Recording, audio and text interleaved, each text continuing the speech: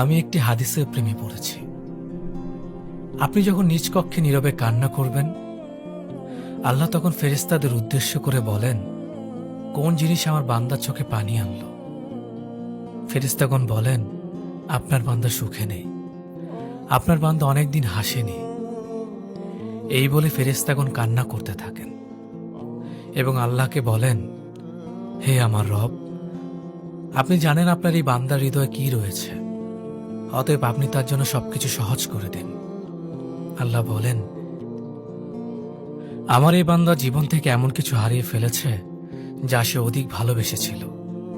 অতএব আল্লাহ বলেন, আমি শপথ করছি, আমার এই বান্দা তার জীবন থেকে যা হারিয়েছে তার চেয়ে উত্তম জিনিস আমি তার জীবনে এনে দেব, যা দেখে দুনিয়া ও আখিরাতের সবাই বিস্মিত হবে।